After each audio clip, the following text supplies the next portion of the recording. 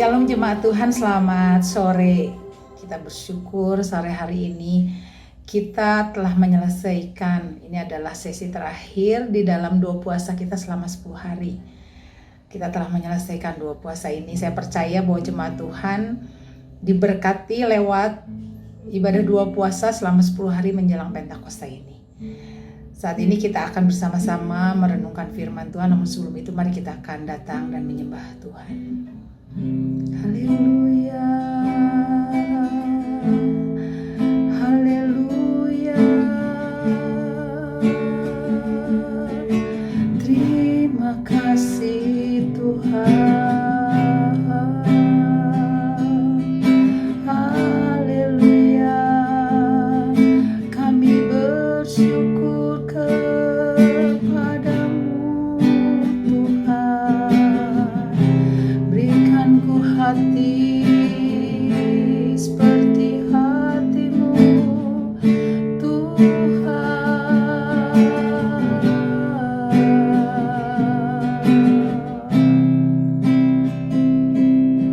Berikan kami hati seperti hatimu. Berikan kami mata seperti matamu ya Tuhan.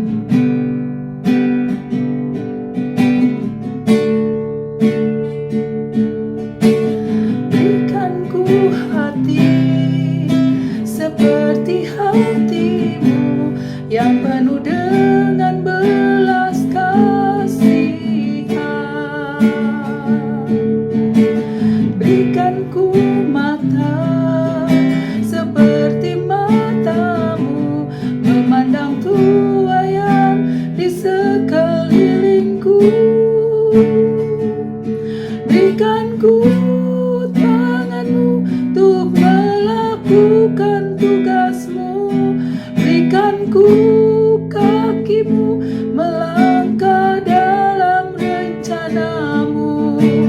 Berikan ku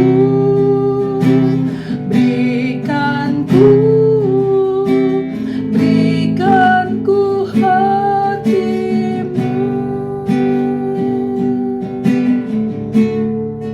Berikan ku hati.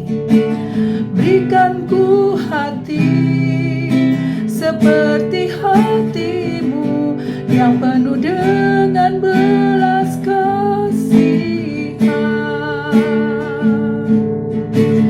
Berikan ku mata seperti matamu, memandang tuayan di sekelilingku.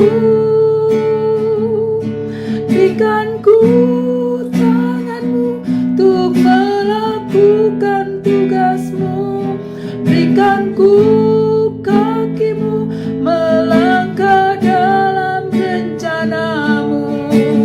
Berikan ku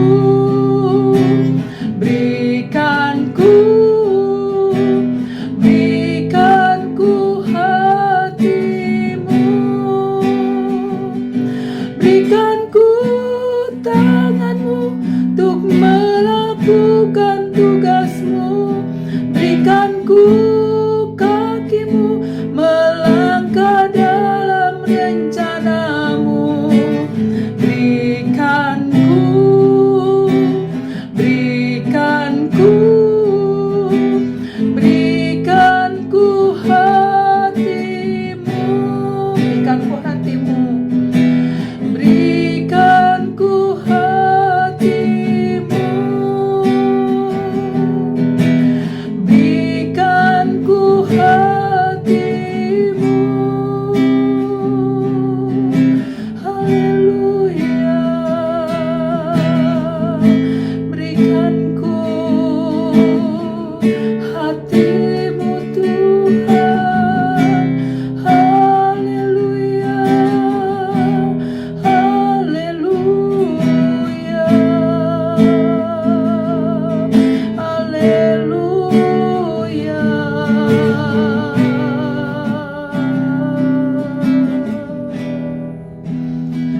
Ya Tuhan, jadikan kami menjadi alat-Mu Tuhan.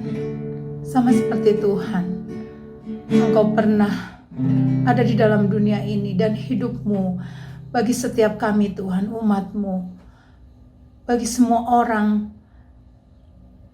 Hidupmu telah Engkau persembahkan Tuhan. Mari Tuhan, sekarang kami akan mendengar firman-Mu. Mari Engkau berbicara kepada setiap kami. Urapi setiap kami Tuhan, agar kami dapat menangkap pesan Tuhan lewat firman Tuhan yang akan kami bersama-sama renungkan. Kami sambut firman-Mu Tuhan, dalam nama Tuhan Yesus. Haleluya. Amin. Jemaat Tuhan, tema firman Tuhan pada sore hari ini yang akan bersama-sama kita renungkan adalah saksi Kristus. Ya.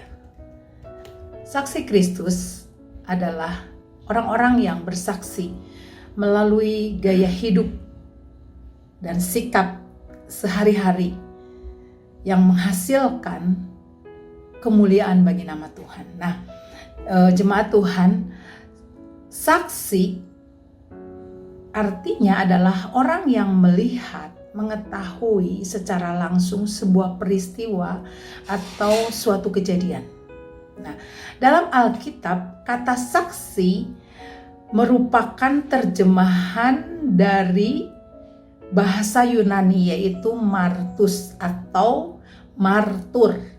Ya, jemaat Tuhan, artinya seorang yang menyatakan apa yang telah dia lihat, dia dengar, dan dia ketahui. Lalu kata martur ini, dalam pengembangan kata ini di dalam bahasa Inggris kemudian artinya menjadi martir. Nah, menjadi martir, kita pasti sudah pernah mendengar jemaat Tuhan tentang kata martir. Nah, martir ini berarti seseorang yang membawa kesaksian melalui kematian. Ya. Orang yang rela mati demi menyatakan bahwa apa yang dia saksikan itu benar. Nah, itu kata martir. Nah, dalam Alkitab kita membaca, jemaat Tuhan, bahwa para rasul dan murid Kristus yang pertama, mereka adalah merupakan saksi hidup. Mereka adalah merupakan saksi mata, saksi kunci tentang Kristus. Ya, merupakan saksi tentang Kristus. Segala sesuatu yang berhubungan dengan Kristus, mereka adalah saksinya, saksi utamanya, saksi hidupnya. Mereka melihat langsung kehidupan Kristus, praktek-praktek apa yang telah Tuhan Yesus lakukan. Mereka hidup bersama-sama, mereka menikmati kebersamaan yang indah bersama dengan Kristus. Nah, murid-murid Kristus atau para rasul ini, mereka adalah saksi hidup. Mereka adalah saksi mata dari Kristus sendiri. Nah, jemaat Tuhan, pada waktu Tuhan Yesus ditangkap, ya, kemudian Tuhan Yesus mati di kayu salib, mereka juga menyaksikan. Namun mereka merasa ketakutan. Ya, mereka bersembunyi, mereka takut, mereka tidak berani ya untuk tampil di depan banyak orang. Ya, sampai kebangkitan Tuhan Yesus. Dan Tuhan Yesus mencari mereka.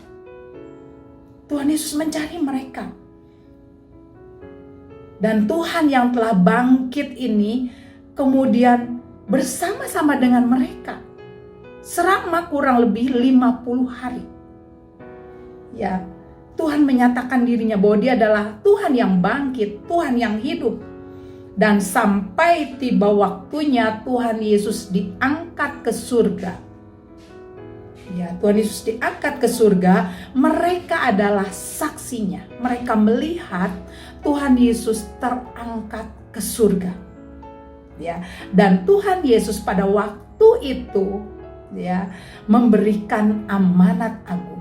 Nah, amanat agungnya ini merupakan tema kita di dalam ibadah kenaikan dan di dalam ibadah Pentakosta, bahkan di dalam 10 hari ini. Nah, amanat agungnya ini ada di dalam Matius pasal 28 ayat 19 sampai ayat yang ke-20. Jemaat Tuhan, kita akan membaca ayat ini bersama-sama.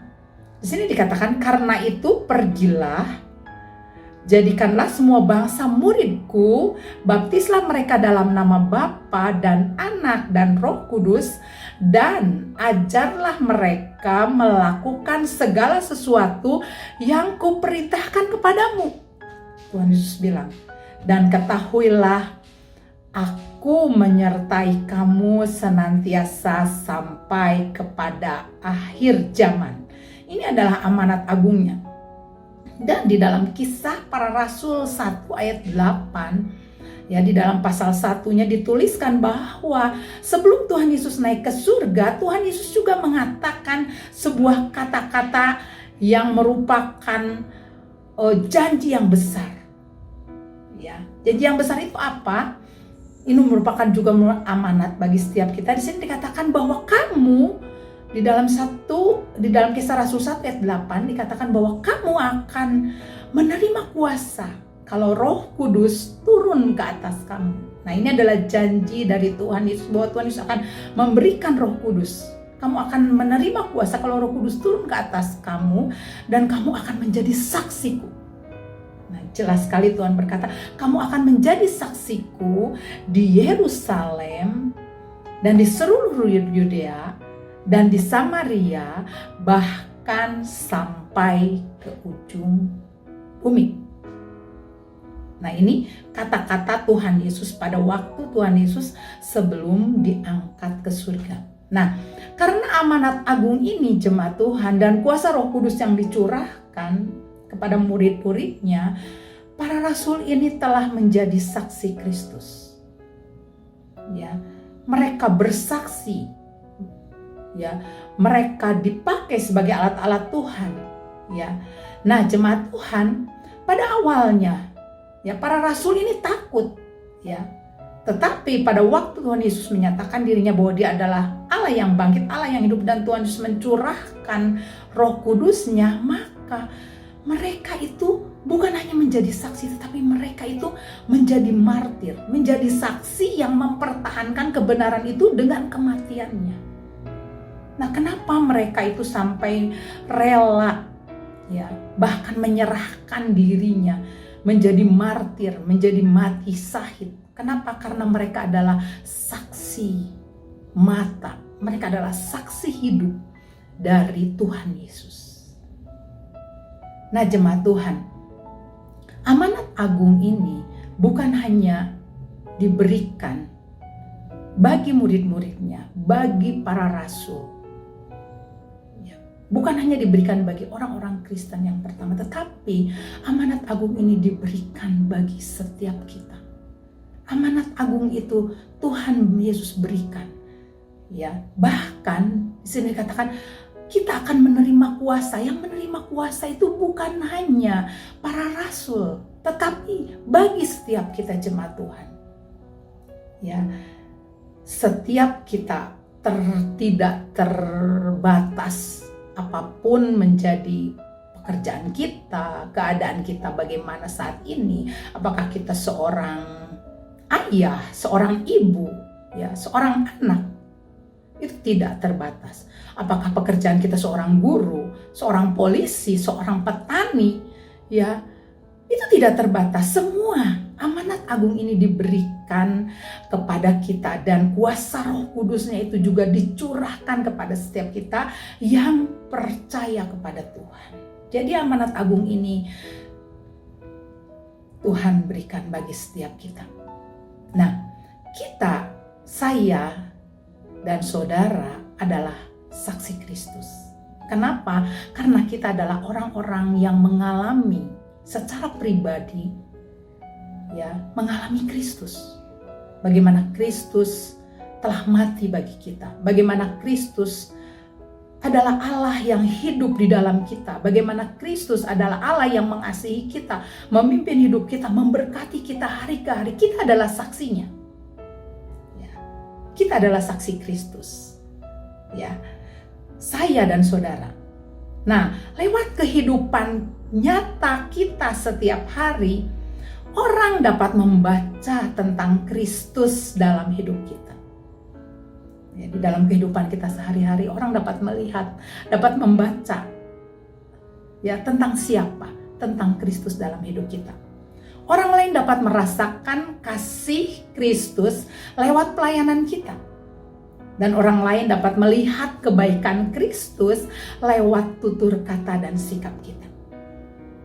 Nah, jemaat Tuhan, di dalam Alkitab, Ya, kita melihat di sana ditulis ya, menjadi peringatan, menjadi teladan bagi kita untuk kita menjadi saksi Tuhan yang nyata. Nah, ada sebuah di dalam Kisah Rasul pasal 9 ayat 36 ya, ada seorang ditulis di sana tentang seorang wanita yang sangat sederhana. Wanita sederhana ini bernama Dorcas ya. Nah, dalam bahasa Yunani dikatakan Dorcas, tetapi dalam bahasa Aram ditulis dengan kata Tabita. Nah, di dalam Kisah Para Rasul 9 ayat 36 dikatakan bahwa Dorcas itu ditulis dengan jelas. Dorcas ini adalah murid perempuan. Ya. Di dalam Alkitab ada banyak murid, ada banyak orang-orang wanita-wanita yang percaya kepada Tuhan, tetapi mereka tidak ditulis dengan jelas bahwa mereka itu adalah murid. Tetapi Dorcas ini ditulis murid perempuan. Artinya dia adalah murid Tuhan. Ya, dan dia telah menjadi saksi Tuhan lewat apa? Lewat perbuatan baiknya. Ya, di situ dikatakan bahwa perempuan ini banyak sekali berbuat baik. Ya, dia menyaksikan tentang kebaikan Kristus lewat kehidupannya. Dia banyak sekali berbuat baik.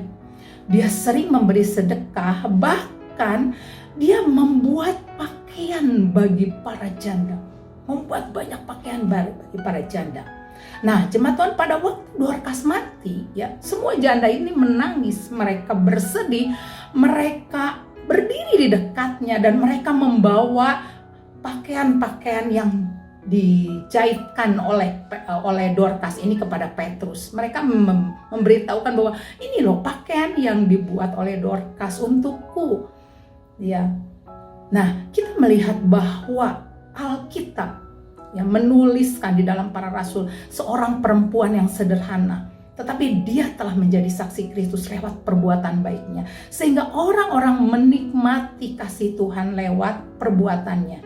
Wanita itu adalah Dorcas. Ya, lewat kisah hidup Dorcas kita dapat menyimpulkan bahwa perempuan sederhana ini sangat hebat. Ya, dia telah menjadi saksi Kristus melalui tindakan nyata. Ya.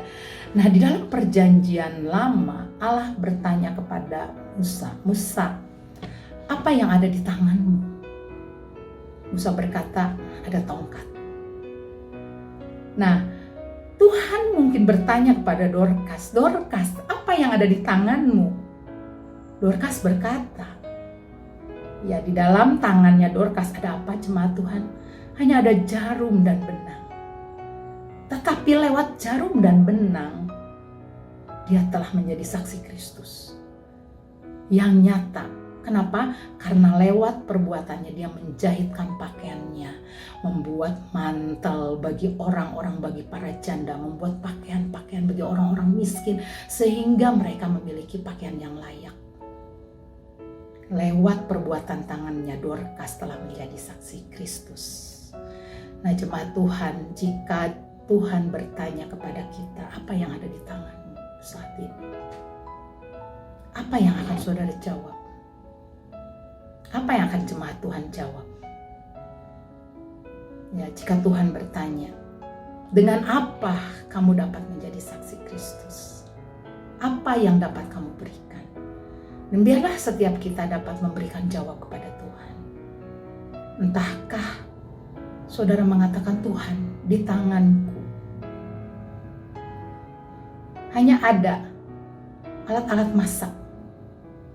Tuhan, di tanganku hanya ada bolpen untuk menulis.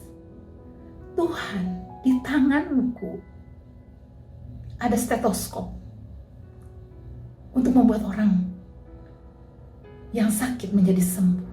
Apapun yang ada di tangan saudara saat ini, ya, berikan itu kepada Tuhan dan jadikan itu untuk kita melayani Tuhan, menjadi alat Tuhan, menjadi saksi Kristus. Sehingga lewat apapun yang kita lakukan, orang dapat melihat tentang Kristus. Sama seperti Dorcas ini. Ya, Dorcas ini walaupun hanya dengan benang dan jarum, orang-orang, para wanita menjadi kehilangan. Mereka dapat melihat, menikmati kasih Kristus lewat perbuatannya. Jemaat Tuhan, biarlah ini merupakan perenungan bagi kita. Apa yang dapat kita berikan bagi Tuhan? Apa yang ada di tangan kita untuk kita dapat menyaksikan bahwa kita adalah murid Kristus, bahwa kita adalah orang-orang yang percaya kepada Kristus, bahwa kita adalah saksi dari Kristus. Ya jemaat Tuhan, katakan kepada saudara yang keluarga kita yang ada di kanan kiri kita, kamu adalah saksi Kristus. Amin. Mari jemaat Tuhan, kita akan datang kepada Tuhan. Kita akan menaikkan doa-doa kita. Mari yang pertama kita akan doakan untuk bangsa dan negara kita. Supaya di dalam bangsa kita, Tuhan munculkan orang-orang yang mengasihi Tuhan. Sehingga lewat orang-orang yang mengasihi Tuhan, bangsa kita diselamatkan. Banyak orang yang percaya kepada Tuhan. Dan kita akan berdoa untuk Pilpres. Kita akan berdoa mengeluarkan suara kita bersama-sama jemaat Tuhan. Mari kita berdoa. Tuhan Yesus, kami menyerahkan bangsa dan negara kami. Tuhan berkati bangsa kami supaya bangsa kami merupakan bangsa yang bertobat kepada Tuhan. Mari Tuhan, di tengah-tengah bangsa ini kami minta supaya ada orang-orang yang percaya kepada Tuhan, yang mengasihi Tuhan, yang menjadi saksi Kristus sehingga bangsa ini mereka semuanya boleh melihat Engkau lewat orang-orang, lewat umat-umat-Mu yang mengasihi Tuhan. Kami berdoa untuk Bapak Presiden, Wakil, seluruh Menteri Aparatur Negara. Tuhan pakai mereka semua. Tuhan beri hikmat, akal budi dan kuasa untuk Tuhan menegakkan keadilan dan kebenaran di tengah-tengah bangsa ini. Kami berdoa untuk Pilpres yang akan diadakan. Biarlah Tuhan, Engkau yang akan memimpin, Engkau yang akan menolong supaya hanya presiden yang berkenan di hati Tuhan yang menjadi presiden yang Tuhan pilih. Kami menyerahkan ini semua ke dalam tangan-Mu Tuhan. Terima kasih untuk pimpinan-Mu di dalam 10 hari doa puasa kami. Kami percaya bahwa Tuhan adalah Allah yang memberkati setiap kami. Terima kasih Tuhan, kami mohonkan doa ini dalam nama Tuhan Yesus. Amin. Jemaat Tuhan, kita bersyukur kita telah menyelesaikan doa puasa ini selama 10 hari. Mungkin 10 hari ini kita berhenti, tetapi janganlah kita berhenti untuk tetap berdoa puasa. Ya, di dalam sesi-sesi yang kita dengar bahwa puasa ini sangat berguna baik untuk rohani kita maupun untuk jasmani kita. Ya, sebab itu mari jemaat Tuhan tetap semangat untuk doa puasa. Ya, tetap meminta kekuatan daripada Roh Kudus menyertai kita, dan jangan lupa tetap menjadi saksi Tuhan, tetap menjadi saksi Kristus dimanapun kita berada, dengan apapun yang dapat kita lakukan, yang dapat kita perbuat dengan tangan kita, yang dapat kita lakukan dengan perkataan kita, dengan tutur kata kita, dengan senyuman kita, dengan tingkah laku kita. Jadilah kita menjadi saksi Kristus. Sampai jumpa di doa puasa kita yang akan datang. Tuhan Yesus memberkati, tetap sehat dan semangat jemaat Tuhan. Amin. Berikan ku tangan-Mu untuk melakukan tugasku. Berikan ku